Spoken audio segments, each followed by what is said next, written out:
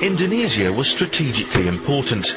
It had a huge population, and the CIA believed their Prime Minister, Sukarno, was going to open up the country to communism. The CIA was against Sukarno because he was too friendly towards the Communist Party in Indonesia. But he was not any kind of communist himself. He was not a communist dupe. But he was, to a certain extent, a Democrat, and he felt that communists had the right to be in the government. But that, for Washington, that was much too much. The CIA proposed a program of black operations, of covert propaganda that was disseminated through Indonesian newspapers, through Indonesian political parties, through the Indonesian army, that attempted to raise the specter of a looming Indonesian Communist Party takeover of the Indonesian government.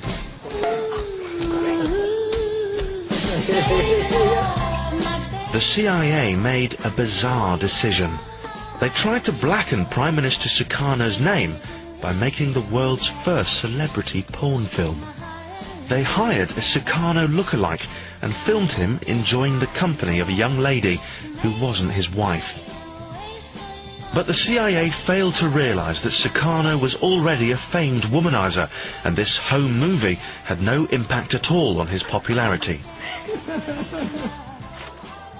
So when this amusing attempt to get rid of him failed, the CIA turned to something a lot less funny: black operations.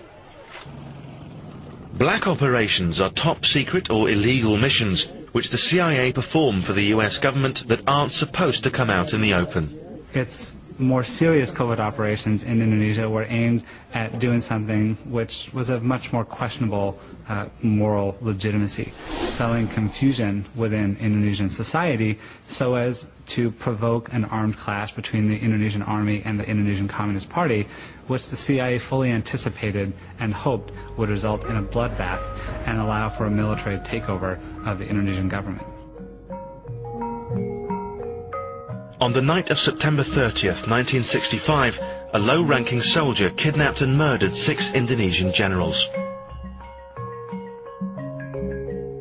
The soldier claimed he carried out this attack to prevent the generals taking over the country in a CIA-sponsored coup. In the confusion that followed these murders, General Suharto and his army blamed the Indonesian Communist Party and mounted a coup to get rid of Prime Minister Sukarno.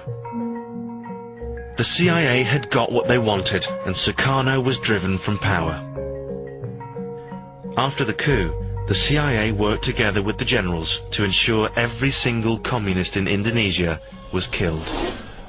They gave the government of Indonesia a list of citizens who were communists, and this list was used by the government after the coup to start a massacre which took the lives of between 500,000 and a million people.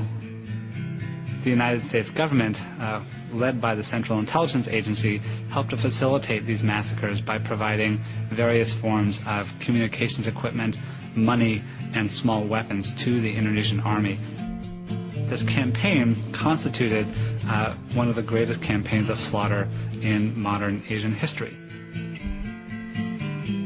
I think, as a historian and as an American, that it is one of the most morally troubling episodes in the history of American foreign policy, and one which the U.S. government has never taken any responsibility for.